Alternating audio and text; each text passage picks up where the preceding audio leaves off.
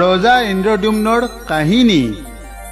হিন্দু ধৰ্মগ্ৰন্থত স্বৰ্গ আৰু নৰকৰ বিষয়ে কোৱা হৈছে।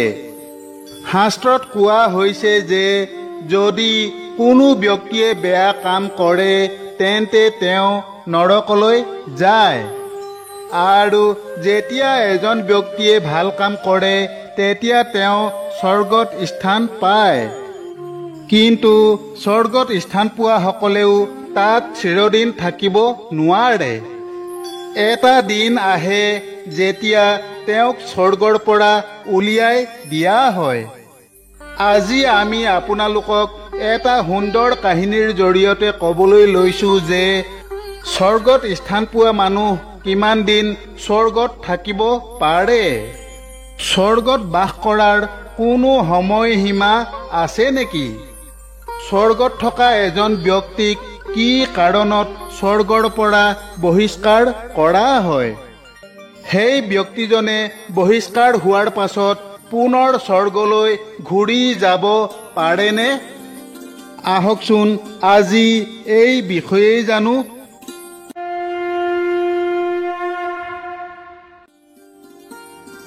আজি আমি যি কাহিনী ক'বলৈ লৈছোঁ সেই কাহিনী ঋষি মাৰ্কণ্ডেয়ই পাণ্ডৱসকলৰ আগত বৰ্ণিত কৰিছিল। এই কাহিনী মহাভাৰতৰ বন পৰ্বত পোৱা যায়। কথা সেই সময়ৰ যেতিয়া পাণ্ডৱসকলে 12 বছৰ বনবাসত আছিল। পাণ্ডৱসকলে কাম্যক বনত বাস কৰি থাকোঁতে এদিন মাৰ্কণ্ডেয় ঋষি তেওঁলোকৰ ওচৰলৈ আহিছিল। মাৰ্কণ্ডেয়ই পাণ্ডৱসকলক বহুতো বৈদিক নীতি আৰু ভাৰতৰ ইতিহাসৰ বিষয়ে কৈছিল। তেনেতে যুধিষ্ঠিৰে ঋষিক সুধিলে, হে মহাত্মা, আমি জানো যে আপুনি এজন চিৰঞ্জীৱী মহাজ্ঞানী ঋষি। এই সংসাৰৰ সকলো কথা আপুনি জানে। প্ৰভু, আপুনি কৃপা কৰি মোৰ এটা প্ৰশ্নৰ উত্তৰ দিয়কচোন। পৃথিৱীৰ মানুহে স্বৰ্গত গৈ থাকিবলৈ কামনা কৰে। যিসকল লোকে পুণ্য বলত স্বৰ্গলৈ যাবলৈ সক্ষম হয় তেওঁলোক সদায় স্বৰ্গতে বাস কৰি থাকেনে? যুধিষ্ঠিৰৰ এই প্ৰশ্নৰ উত্তৰত মাৰ্কণ্ডেয়ই ক'লে, হে ধৰ্মৰাজ, যিসকল লোকে পুণ্য বলত স্বৰ্গলৈ যাবলৈ সক্ষম হয় তেওঁলোকে সদায় স্বৰ্গতে বাস কৰি থাকিবও পাৰে, নাথাকিবও পাৰে। কেতিয়াবা কোনো লোকক স্বৰ্গৰ পৰা বহিষ্কৃত কৰা হয়। আজি মই তোমাক এটা কাহিনী ক'ম। এই কাহিনী শুনিলেই তুমি তোমাৰ উত্তৰ পাই যাবা। তাৰ পাছত ঋষি মাৰ্কণ্ডেয়ই যুধিষ্ঠিৰৰ আগত ৰজা ইন্দ্ৰদ্যুম্নৰ কাহিনী ক'বলৈ আৰম্ভ কৰিলে। হে ৰাজন, প্ৰাচীন কালত ইন্দ্ৰদ্যুম্ন নামৰ এজন ৰজা আছিল। ইন্দ্ৰদ্যুম্ন এনে এজন ৰজা আছিল যিয়ে নিজৰ তপস্যাৰ শক্তিৰে ঋষিৰ মৰ্যাদা লাভ কৰিছিল। পৃথিৱীত কৰা ভাল কামৰ বাবে ৰজা ইন্দ্ৰদ্যুম্নক স্বৰ্গত স্থান দিয়া হৈছিল। কিন্তু এদিন ইন্দ্ৰদ্যুম্নক কোৱা হ'ল যে তেওঁৰ স্বৰ্গত থকাৰ সময় শেষ হৈ গৈছে আৰু সেইবাবেই তেওঁ স্বৰ্গ এৰি পৃথিৱীলৈ উভতি যাব লাগিব। যেতিয়া এজন ব্যক্তিয়ে নিজৰ সৎকৰ্মৰ বলত স্বৰ্গলৈ গৈ স্বৰ্গৰ সুখ উপভোগ কৰে তেতিয়া পৃথিৱীত তেওঁৰ সৎকৰ্মৰ দ্বাৰা আৰ্জিত পুণ্য কমি গৈ থাকে। তেতিয়া সেই ব্যক্তিজনক স্বৰ্গৰ পৰা বহিষ্কাৰ কৰা হয়। ঠিক তেনেদৰে ইন্দ্ৰদ্যুম্নৰ পুণ্যৰো অন্ত পৰিল। ঋষিৰ কথা শুনি যুধিষ্ঠিৰে সুধিলে, কিন্তু প্ৰভু, সেই কথা কেনেকৈ জানিব পাৰি যে কোনো এজন ব্যক্তিৰ পুণ্য শেষ হৈ গৈছে?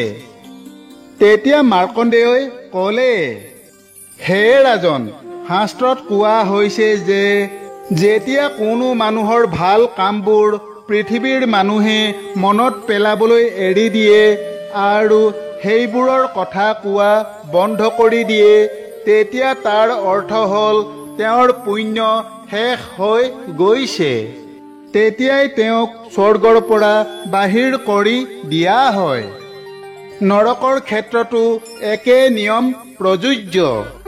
যদি কোনো ব্যক্তিয়ে পাপ কৰ্ম কৰি নৰকলৈ যায়, তেন্তে সেই ব্যক্তিয়ে তেতিয়ালৈকে কষ্ট ভোগ কৰিব লগা হয় যেতিয়ালৈকে মানুহে তেওঁৰ কুকৰ্মৰ কথা কৈ থাকে।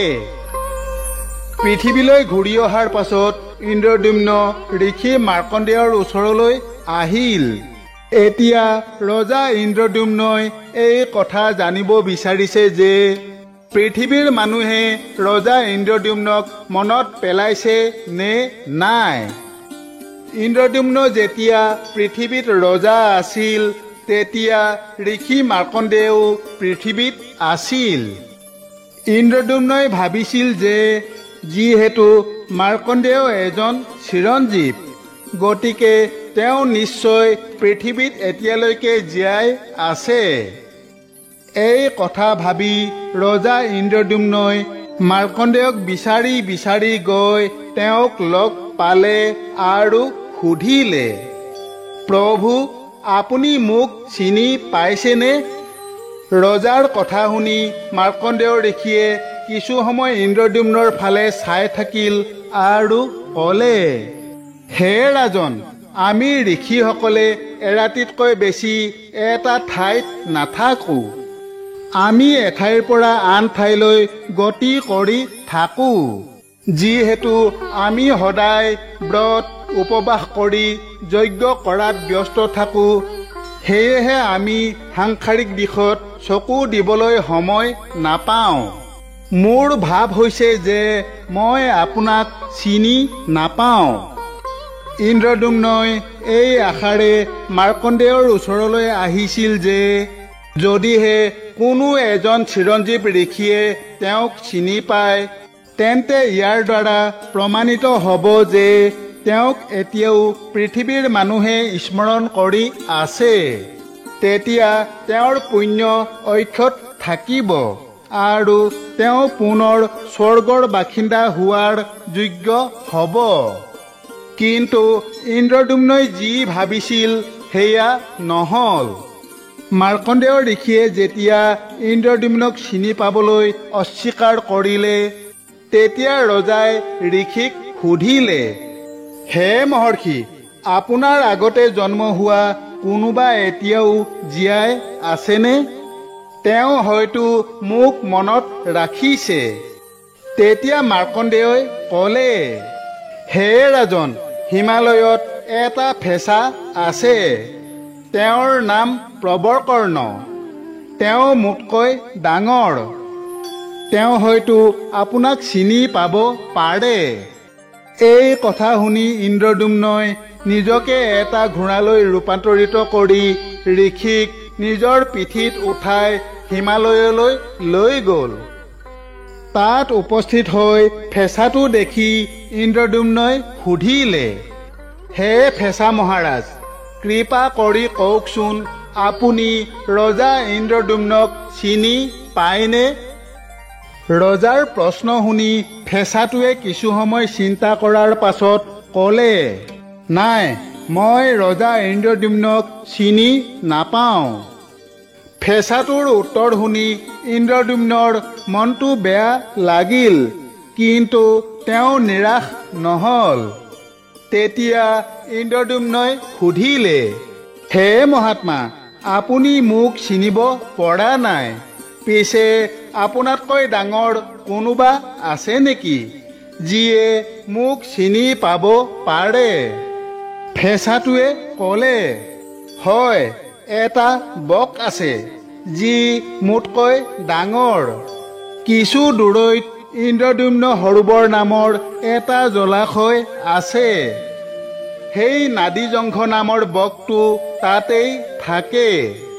ফেঁচাটোৰ কথা শুনি ইন্দ্ৰদ্যুম্ন ঋষি মাৰ্কণ্ডেয় আৰু ফেঁচাটোৰ সৈতে সেই জলাশয়ৰ ফালে গ'ল তালৈ গৈ বকটোক দেখা পাই ইন্দ্ৰদ্যুম্নই তেওঁক সুধিলে, হে মহাত্মা, কৃপা কৰি কওকচোন, আপুনি ৰজা ইন্দ্ৰদ্যুম্নৰ কথা শুনিছেনে?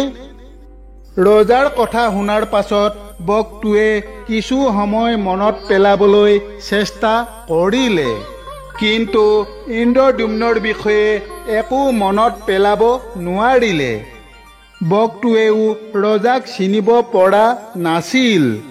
তেতিয়া তেওঁ ক'লে, এই বিলত এটা কাছ বাস কৰে। তেওঁৰ নাম অকুপাৰ। তেওঁ মোতকৈ ডাঙৰ।